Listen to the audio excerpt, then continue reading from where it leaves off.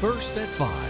From the University of Florida's College of Journalism and Communications, you're watching WUFT News.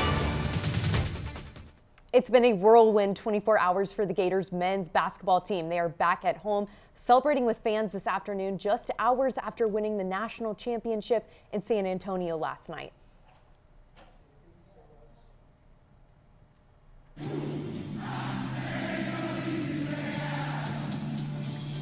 At the O'Connell Center last night, some 10,000 fans gathered to watch and celebrate the Gators' historic win.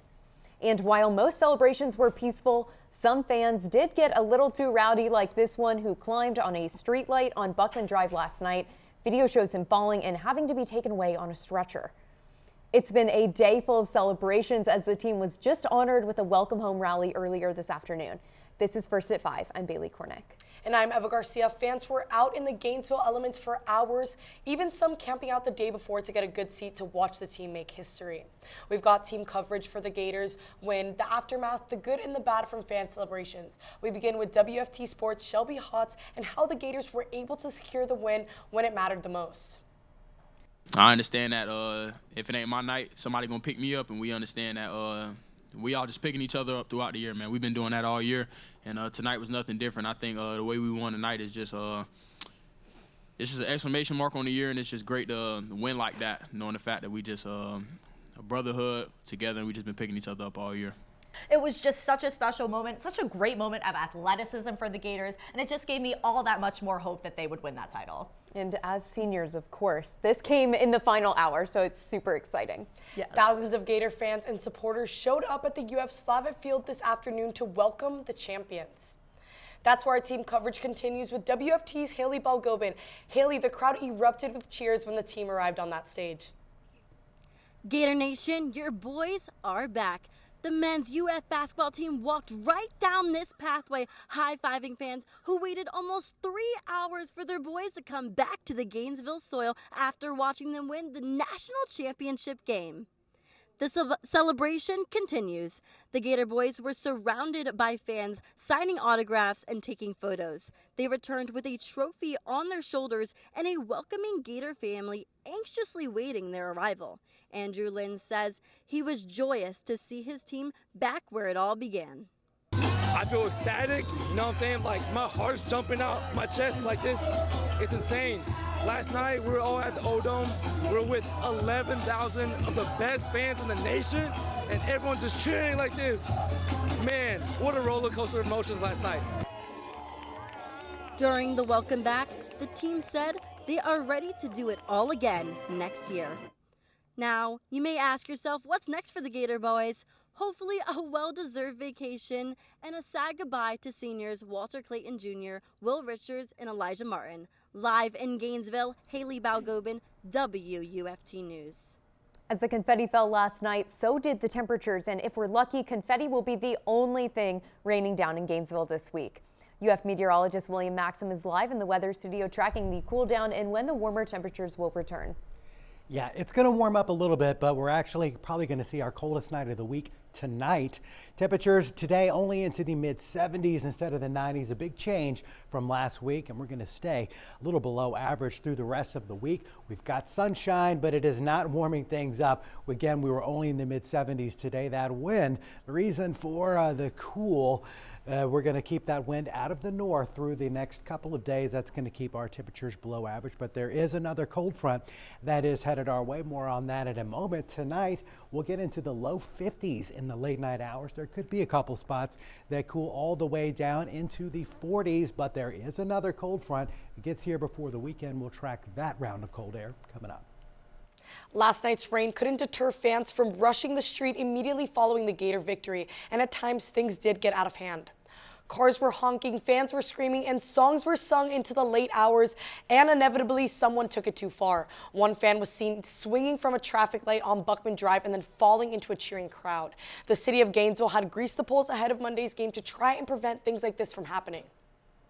And this fan was recorded hanging onto a pole, with the pole then breaking moments later. Gainesville PD and ACSO were out in full force to make sure things like this didn't happen. They made a handful of arrests, but there were no reports of any serious injuries.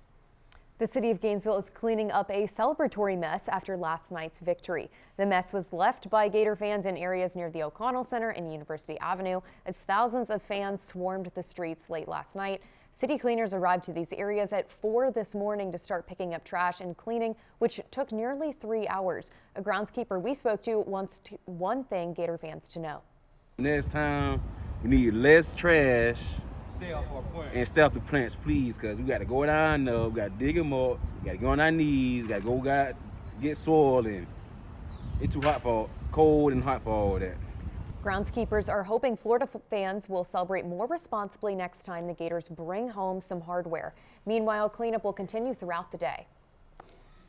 Our coverage of the Gators win and celebrations continues on WUFT.org. There you can find a full recap of the game, a gallery of the arena from our team in San Antonio, interviews with the players, and videos from Gainesville fans celebrating the win. Coming up when First at 5 returns, a local lawmaker speaks out about the president's immigration policies following a recent UF student's detainment. Plus, 2 local elections are taking place today with multiple seats up for grabs, how one race has turned ugly, and what the candidates have to say about the claims when First at 5 returns. You're watching WUFT-TV News. Florida Representative Maxwell Frost criticized President Trump Monday over the detainment of a UF student. 27-year-old Felipe Zapata Velasquez is a third-year international student from Colombia. Representative Frost says Velasquez was pulled over on March 28th by Gainesville Police Department for a traffic violation. He was then detained by ICE and taken to the Chrome Detention Center in Miami-Dade County to await deportation. Velasquez is in the United States under an F-1 visa, which allows foreign students to study in the U.S. In a statement, Representative Frost says despite the fact that he was in the process of renewing his visa, Felipe Zapata Velasquez is being held at the Chrome Detention Center and his family hasn't heard from him since April 1st. A man convicted of murdering Miami Herald employee back in 2003 is set to be executed in less than an hour at the Florida State Prison in Bradford County. Michael Tanzi will be Florida's 3rd person executed this year after an unsuccessful last-minute appeal. The state countered Tanzi's claim that the lethal injection is cruel and unusual punishment and argued that the appeal is a delaying strategy. Tanzi's only reprieve could come from the 11th hour injection from the U.S. Supreme Court or Florida Governor Ron DeSantis. The state fire marshal is working to learn what sparked a barn fire that killed nearly 24 horses in Marion County this morning. Early this morning, Marion County Fire Rescue responded to a structure fire near State Road 110 in Reddick. Firefighters arrived to find a barn fully engulfed in flames, with the roof already having collapsed. While fighting the flames, they discovered the remains of 21 horses. No one else was hurt in the fire. Newberry residents are heading to the polls today to elect a new mayor and 2 new commissioners. Former Mayor Jordan Marlowe is moving to a new role as city manager, leaving a seat up for grabs. WFT's Caitlyn Schiffer has more on the impact this race will have on the city's politics.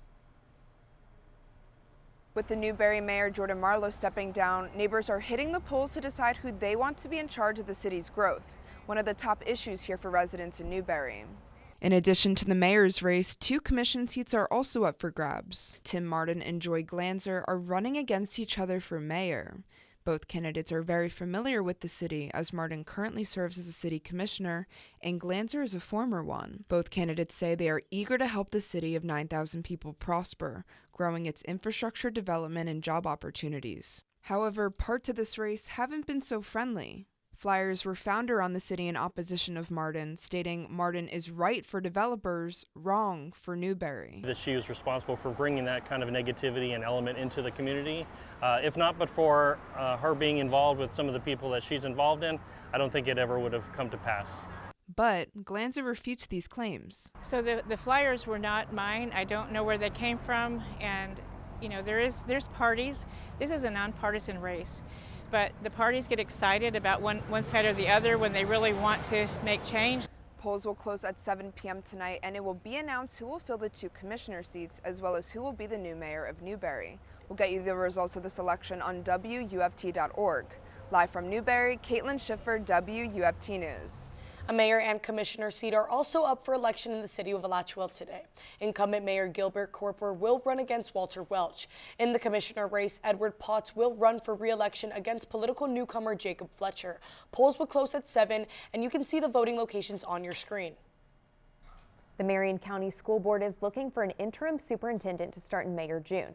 The expected salary is between $125,000 and $170,000. If you're interested, you can apply on the Marion County Public Schools website by noon on April 10th, and the decision will be announced April 29th. Our next weather maker is a cold front. It's going to be tracking our way and ending our streak of sunny days. We'll track that front after the break. You're watching WUFT-TV News. So I did get a little bit rained on last night while I was out celebrating in those streets. And then I woke up this morning and I was hit with an unexpected kind of, I don't want to say cold, but it was cooler. Yeah. Those two things are related. The rain was caused by the cold front, and we've got some much cooler air that settled in. Temperatures are into the mid-70s this afternoon underneath that clear sky. Let's look at it right now. It's beautiful, and it is noticeably cooler. Remember, yesterday we were into the upper 80s. That wind out of the north, about 6 miles an hour, not a strong wind, but that direction is important. The north is where the cool air lives, and that north wind is going to blow for the next couple days, keeping those temperatures a little below average. Rain wasn't much, less than 1/10 of an inch of rain fell last night, but if you were out in it, it probably did seem like a lot. Elsewhere, we are just a touch cooler along the water into the 60s, 68 St. Augustine, 72 High Springs. Tomorrow, our temperatures will be a little warmer than they were today. I think we'll make it up just shy of that 80-degree mark, but it is noticeably chillier than yesterday, about 5 to 10 degrees less. That wind not going to be very strong through the night, but it will remain northerly. Winds will turn to the south ahead of our next weather maker, but it's really not getting here until Friday, so we've got some cool days ahead. This evening, temperatures will fall into the 50s by midnight, and some of us will probably wake up with temperatures into the 40s. That's quite a bit cooler than it was this morning. I think we'll be about 48 Lake City, 53 Ocala, and 51 in Gainesville. We're looking cool, kind of a March flashback. The temperatures at the end of the month, last month, much less, but April started out very warm. We were into the 90s. We have another front headed our way that's going to reinforce the cool air in place. Here it is. It is way out to the west, but it's going to be tracking across the country in the next couple days. It's going to try to bring some showers into our area, but the air that we have in place, it's kind of dry, so it's really going to struggle to generate really significant rain. But Friday, as this front arrives, we'll see at least a few showers, maybe a rumble of thunder as this front passes through, and then a drop in temperatures. But as far as rainfall amounts, we're talking about probably 1/4 of an inch, maybe at most a 1/2 inch of rain. So it's not going to be a gully washer soaking type of rain, just a little bit of showers and then a drop. For the weekend, temperatures are back down into the 70s for highs Saturday and Sunday. Those early morning lows back down into the 40s as we start off next week, but there will be a rebound. We're back up into the 80s on Monday, and we keep on climbing up. We'll be into the upper 80s, near 90 degrees by midweek. Campus erupted in cheers as the final seconds of the game clock ticked down to 0. And now it's a celebration in Gator Nation. Droves of fans showed up and showed out at the championship rally today to welcome Gators basketball team back to the Swamp. The free event started today at 1:30 p.m. at Flabbit Field, where fans continued the party sprawling across University Avenue last night. With the trophy in tow, fans rejoice as they give the team a proper hero's welcome. Florida head coach Todd Golden shares how it feels to clutch the title. How does it sound to be national champions? Incredible, absolutely amazing. These guys deserve it. They were amazing all year. 36 wins, one of the best teams of all time in college basketball standing behind me right here. This Gator team makes history in more ways than one. This win cements Florida as the only school ever to win 3 championships in both football and basketball. Gator cheers echo across the nation today as fans continue to celebrate the triumphant finale of the Big Dance. It's a great day to be a Gator and witness the first Florida championship team in 18 years. The Gator boys proved they could stay hot through it all. And after the break, we'll check the forecast and see if Gainesville gets hot throughout the week. Stick with us. Hey, it's chilly in the morning in the 50s. We'll be near 80 over the next couple days. Showers arrive Friday. Thank you. And then thank you for joining us. And we're back here tomorrow at noon and at 5.